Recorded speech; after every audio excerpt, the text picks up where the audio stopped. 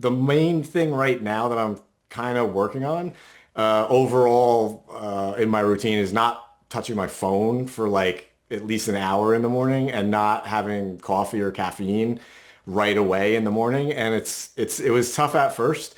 But I feel like out of all the things that I do that I could get into real quick, but those are like kind of the two that I've been working on right now that I find out of all the things that I do have a great effect on like how the day goes. But those are kind of the main things for me. And I found when I don't do them, like I just don't have the day that I intended to have, you know?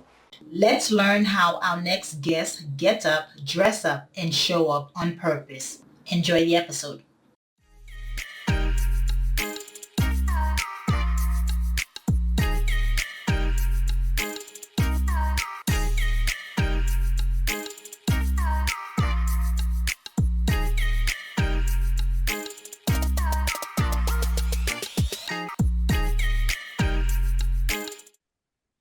Hello, morning enthusiasts. Welcome to the Best Morning Routine Ever podcast. I am your host, Dr. Lunid, and today I am super excited.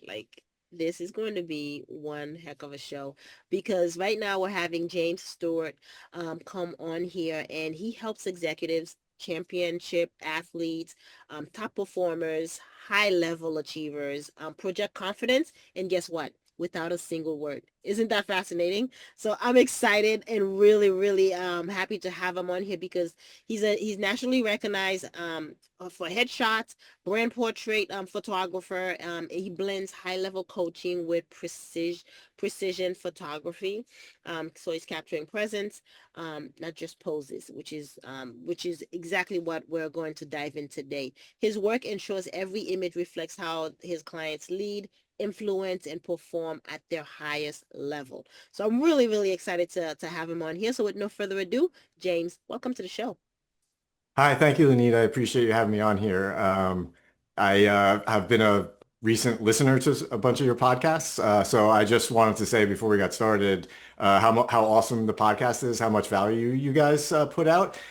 So, I listened to a couple episodes. I immediately wanted to leave like a five-star review for you, but I say that just because like I'm sure you have a lot of listeners, and I would just encourage them because I know they're probably getting a lot of value out of it, and I know this is not easy. It's a lot of work. So I commend you, and I just wanted to say that before we get started. You're amazing. You're dropping value bombs already. Thank you for that.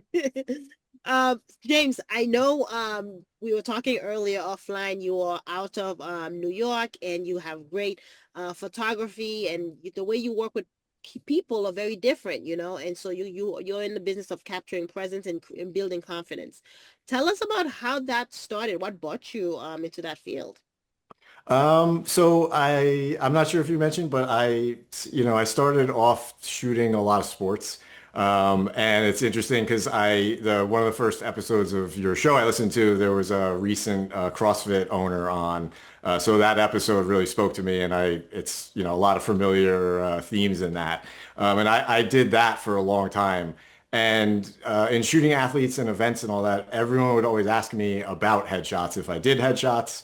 And I would do them, and they came out okay, but I don't know. I knew that I could do better at it. So, I got into training with Peter Hurley here in New York City and his headshot crew, which is like a group of, similar-minded photographers trying to kind of like level up their game with headshots.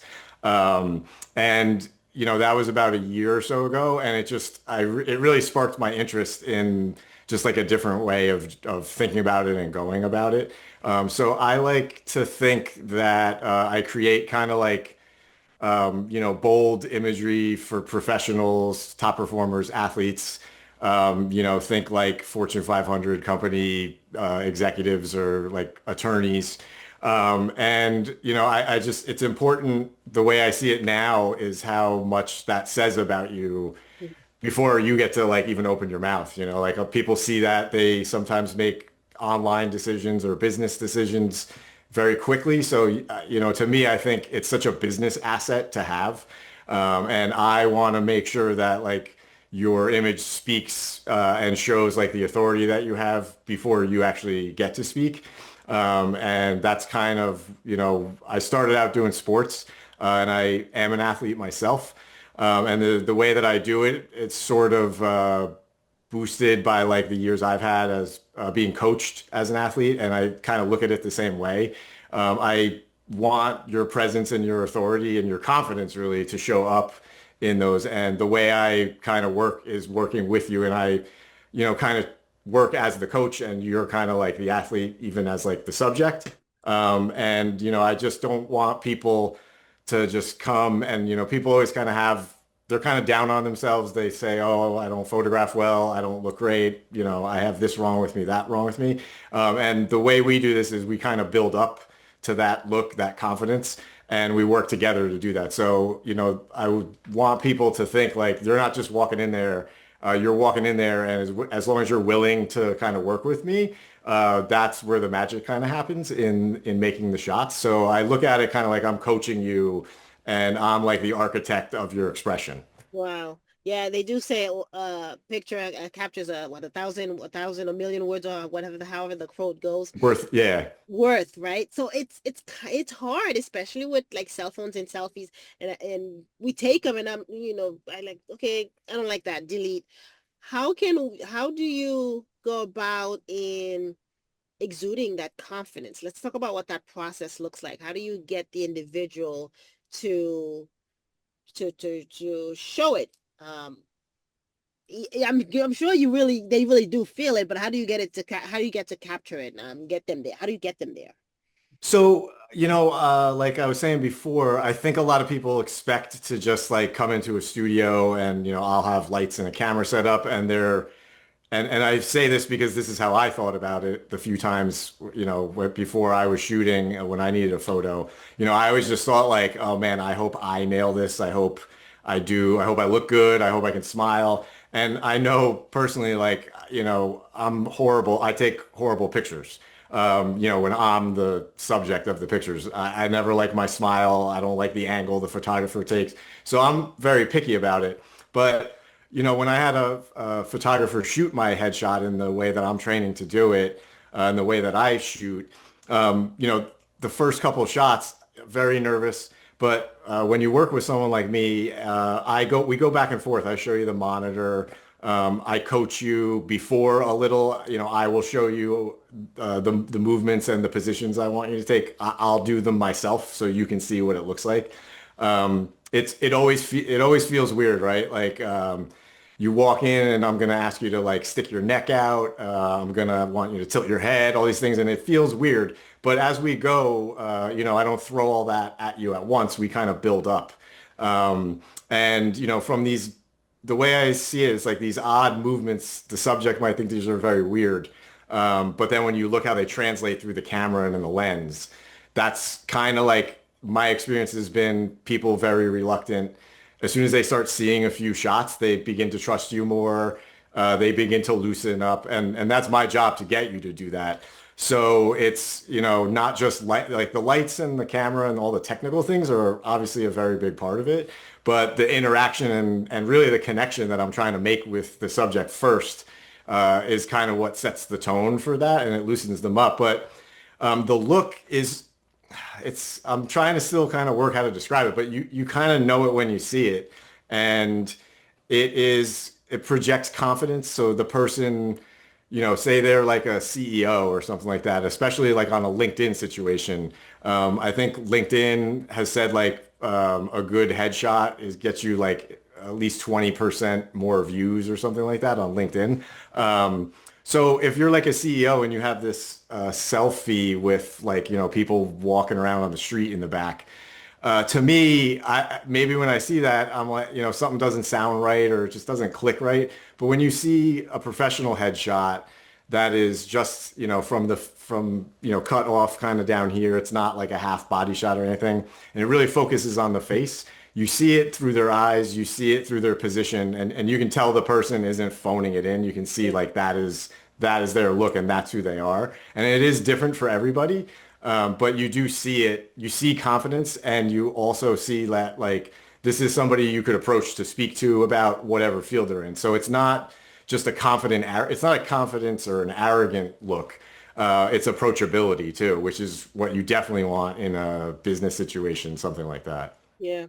Glasses or no glasses? Take on So that. I'm a big fan of glasses. Yeah.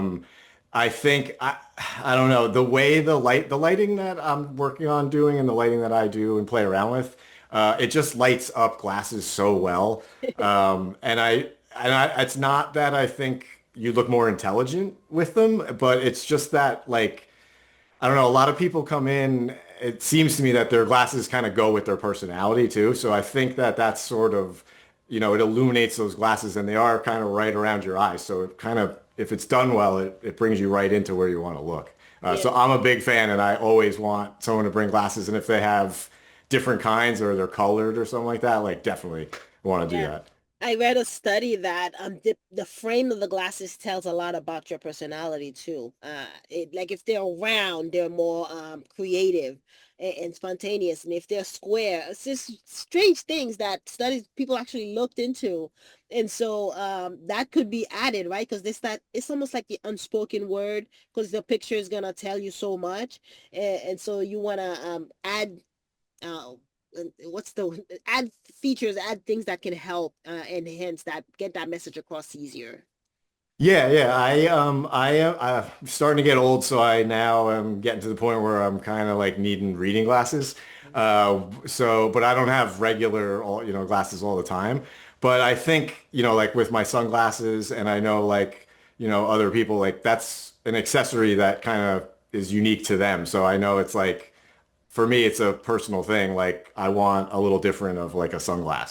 So that's why I think people really make a statement by the glasses that they wear, and I think that should be part of your headshot for sure. Yeah, agreed. And so your coaching driven approach, and this is just doing a what 2 3 hour photo shoot session. So you kind of coach the client to embody this confidence, the swagger that eventually comes out through the image.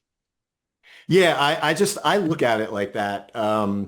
I guess because I'm a CrossFit athlete, I'm a jiu-jitsu athlete, and over the years, like, one of the things I've always gleaned from coaches is that no matter how good of an athlete you are, you always have to be coachable. Mhm. And kind of, that means sort of humble and willing to, like I trust this person to tell me because it's hard, like it's hard to see how I'm very I'm not aware sometimes of how I'm moving, right? So like you need a trusted coach that you can rely on to tell you. And the way I think of it is like when I find a good coach, I and just like a photographer, like in my mind, I'm like I'm gonna do what this person says because I think that they're the authority on it or that's why I came to them, right? So I kind of look at it similarly with photography is that like, I'm the photographer, but I'm kind of the coach and you're the athlete, but you're really like the subject in our session. So just like, going to the gym, most people wouldn't roll in, put four plates on each side of the bar and just start deadlifting 400 pounds, like you would maybe do the movement without the weight, just with like a PVC pipe. Right. When you get that down, you put some weight on, do some reps, put some weight on and build up. And that's sort of what I look at. This is that like, I have everything set up ready to go. You get behind the lights. It's not, 1, 2, 3, shoot, and that's it. Like that's the beginning. And, like we're going to make sure the lighting works on you and you're in the right position. But then we're going to add little movements like, pushing your chin out, pushing your neck out to, um, that would be like your basic. And then we'll see how that looks. Then we'll maybe tilt. Then we'll work on the look that you want to give with your eyes. So it's like, when you take each movement or direction on its own, it's very subtle, it's very small, but when you combine everything together at the end, you've built up to this confidence. You've built up to this like badass look that you didn't know that you even had in you. And that's uh, that's how I know it's like a success when we're going through this and then we look at it.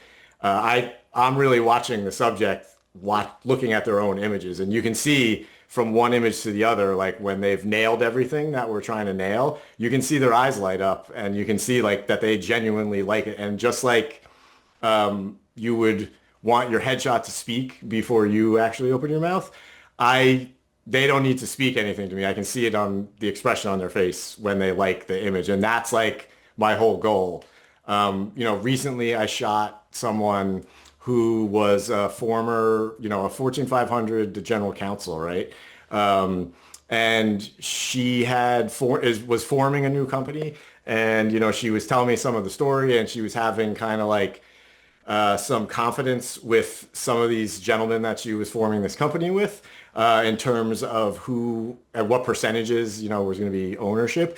And, she was saying like, oh, I don't know. And, we'll see how it goes. And then, at the end of the session, we're going through the images, and she was with an assistant, and they were looking at the images, and the assistant, and I just heard them go, oh wow. And I saw her smile when I looked over, and she said, like, yeah, this is the picture. She's like, I'm definitely telling those guys I'm taking 75%. So like, she saw the picture, she came in and she was kind of like wishy-washy and like kind of deferring to these other guys. And then at the end of that, seeing that picture, she was like, oh, this is my favorite picture. Thank you so much. She's like, this is the confidence that I needed to go into this meeting. So that's like, kind of how I go about it. And that was a successful story of me coaching somebody who was like, kind of on the fence, like, yeah, whatever, I just need this headshot. And then she came out of it like thrilled. And she actually told me yesterday that she wanted to update. And, we shot like 6 months ago. So she's like ready to go again.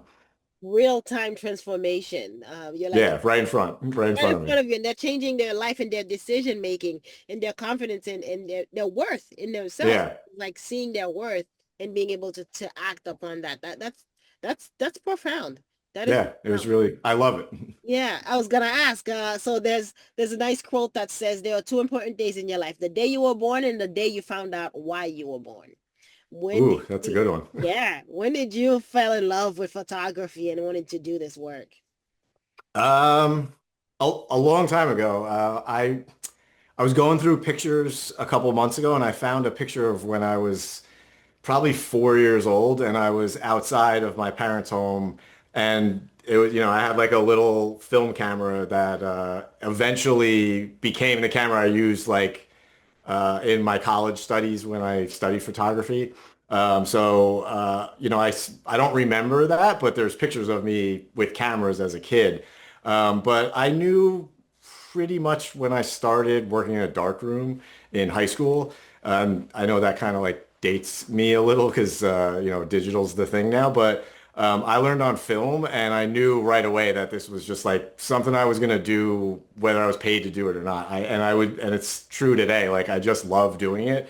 So when I'm not doing stuff for work, I'm still doing my own thing. So it's like, I knew, when I was a teenager, that I wanted to do this. And all my life, I knew I really wanted to do it, but I was always kind of scared to do it because I was always told there's no money in it. I coming out of college with a photography degree, like, I don't know, is not really worth that much, especially in the early 2000s. It was like, digital was coming in. People didn't know. There was like, people wanted to fight and do film, and, digital won. And I didn't pursue it as my career until, maybe 10 years ago. And then up until very recently, like in the last year or two, I'm pursuing it full time. Like, so I've left I've my job as a full-time job. Like this is what I do now. Yeah. So now I look back at that, and I wish I had more confidence in myself really to do it. But I can't change anything, and I'm happy the way things worked out right now. So just like I said before, like I'm going to be doing this either way. So if you want to pay me for it, it's like just even better. And I love that. And I love that because you're so driven, right? Like there's no turning back. You are No, exactly where you need to be. You have arrived. And I that's the am. Yeah. beauty of the journey because all that other stuff kind of steeled your confidence and determination. You're like, yeah, there's no turning back. There's no second guessing this. This is happening. And it shows in your work. Like you're so good at it, right? Because Oh, thank you. Yeah. you've gained that you've mastered the piece. I was reading something one time, and it was about Morgan Freeman, and somebody asked him, I think it was an interview, I was listening to him, and he said, if you were not acting, what would you be doing? And similar answer that you just gave me, he says, I could be driving a cab, I would still be acting in the cab to the people that are in the cab. And so it's like when you're in it, when it's your purpose, it's what you designed to do, and you get to master it and be good at it. You can't imagine anything else, life without it. Exactly. Yeah, it's not work, It's like just something that you do. Yeah. Yeah, it's just this you're just a being. This is what you do. This is how you serve the greater good. I love that. Let's talk about your morning routine a little bit. How do you get up, dress up, and show up? Because I know you said you have a pretty good one, and so to start the night before you mentioned. Yeah, I have been accused of being like having too many things, like being too delicate. Like I gotta have everything line up for me. And maybe that's so, but I've just realized over the years, when I was a teenager and when I was like in college, it was like, I would wake up and like, just like maybe splash water on my face and like, I'd be out the door. And now I can't, it just doesn't work for me anymore. But it goes without saying, the main thing that I learned is that like for me, the way I set my morning up generally is how my day is going to go. So like the main thing right now that I'm kind of working on overall in my routine is not touching my phone for like at least an hour in the morning and not having coffee or caffeine right away in the morning. And it was tough at first.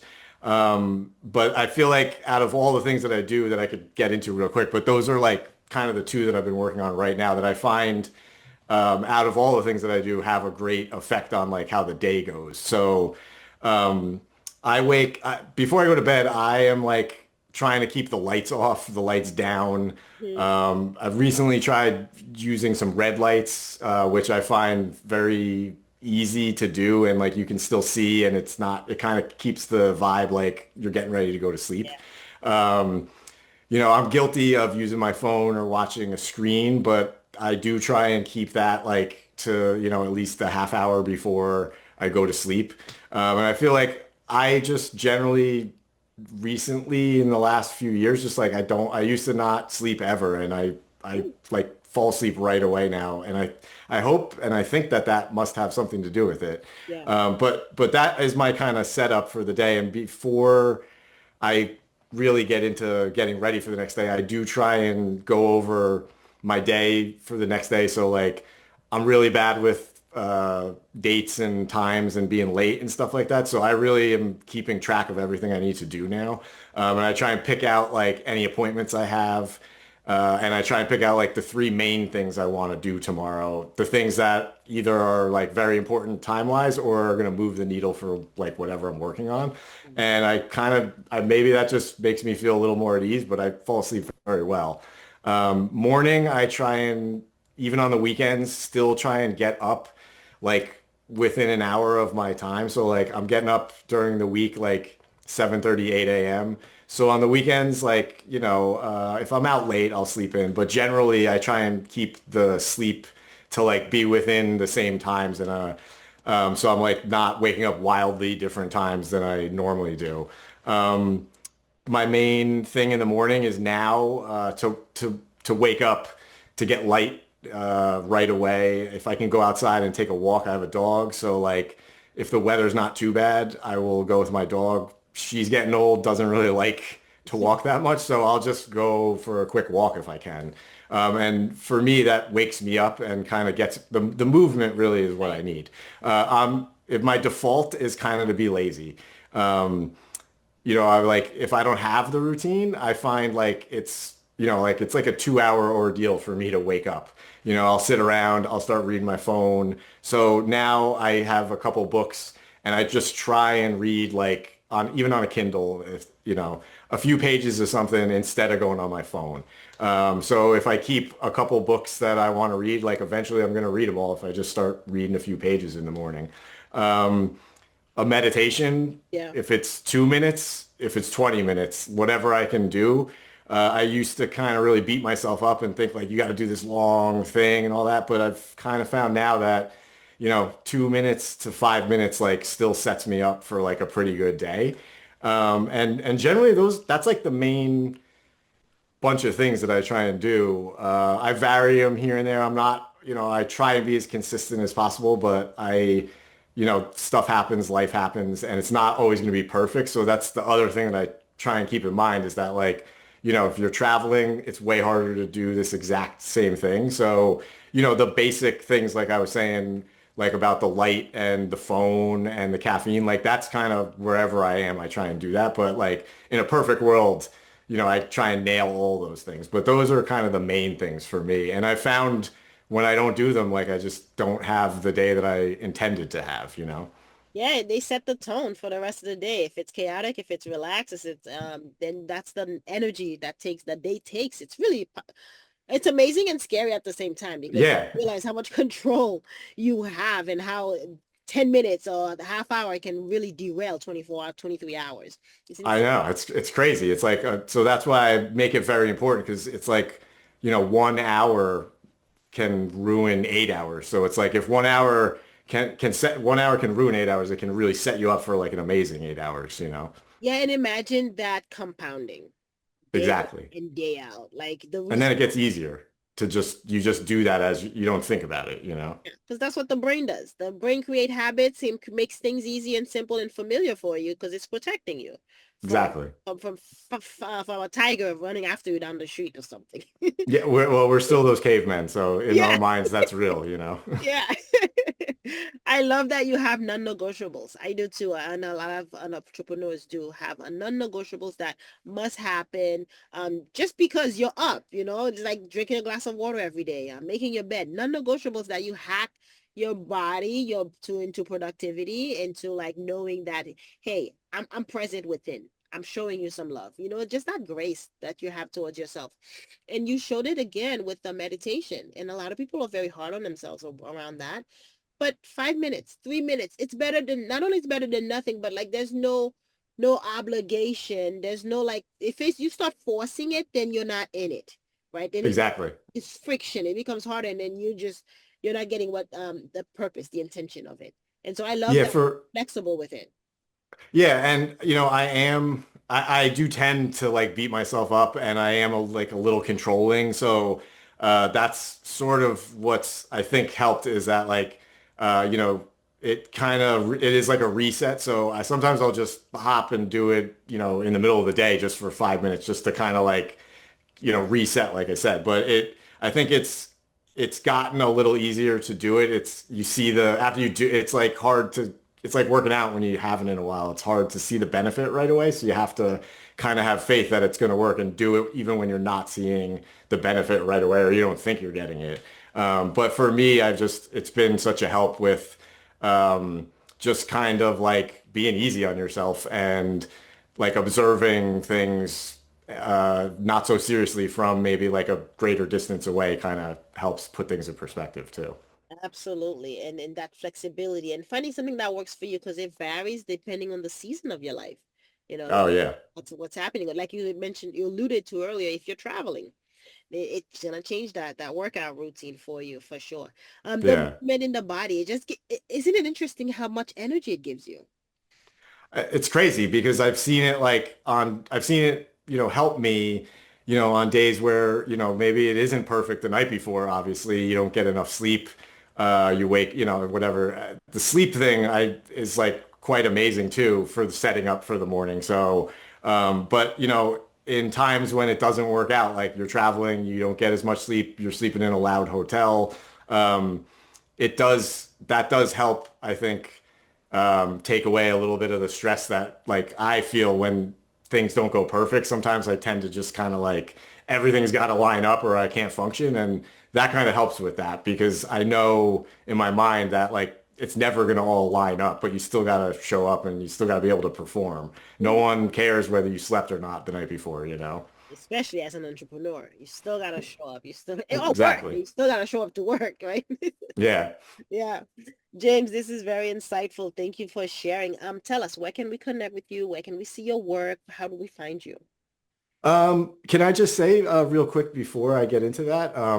Like I was saying in the beginning of the show, I found this show so insightful and it's just like great stuff that you can, think about and do right away. So I just wanted to offer to some of your listeners as a thank you, like a free resource that I offer to kind of boost your professional image. So I put it all together and it's called like the Confidence Conversion Kit. And I can send it to anybody who wants it. It's no cost. I usually only use it with some of my higher performing clients. But It is basically like a headshot ROI. It'll show you what the benefits of having a headshot can be. So you're not thinking like that's just some picture I have to do. It'll show you like that it is also a business asset for, all the people that I've explained who I work for. So if you want that, just hit me up on Instagram and send me a DM and just say confidence, and I'll send it your way. My Instagram is James Severio Photog. And that's where you can find me on social media. That's mostly where I am. Yeah, fantastic. Yeah, we'll add that in there. Thank you for sharing that. Oh, Uh, thank you. so IG and then website, ways to connect with. Um, yeah, website is James Severio photo.com. So it's James JamesSaverio photography. And like I said before, I am here in New York and I am also available worldwide for travel too. Amazing, amazing. James, go ahead and leave us with your favorite quote. Okay. So I did just write it down so I could make sure that I get it correct. But this is from Stephen Pressfield, and it is also a quote from my favorite book, which is his book called The War of Art. And I would recommend that to anybody if they've never read it, if they're no matter what profession they're in, to read that. But the quote is, "Resistance will tell you anything to keep you from doing your work. It'll perjure, fabricate, falsify, seduce, bully, and cajole. Resistance is protean. It will assume any form if that's what it takes to deceive you. It'll reason with you like a lawyer or jam a 9 millimeter in your face like a stick-up man. Resistance has no conscience." And I just kind of keep that in mind when I'm having a hard time. And I know I used to think it was only me, but I know it's a lot of other people, especially creatives, but not just creatives. And this book is kind of what I always go to when I'm down or like not motivated or something like that. And it's an easy read, and I think it just will change the way everybody looks at the work that they do. Yeah, resistance. It's real. It's that we come across it a lot with habit building too, because we're stuck Yeah. to the old way of doing things. So that was beautifully said. Thank you for sharing that. No, thank you. Yeah, James, such a pleasure having you on your show on the show. Thank you again for coming. Thank you so much. I appreciate the opportunity. Of course. Hope you enjoyed today's episode. Please comment and tell us what was your favorite part, your favorite habit that you are going to try out for yourself today. Comment below. If you haven't already, be sure to subscribe. Until next time, I will see you at the top of your best morning routine ever. Stay blessed.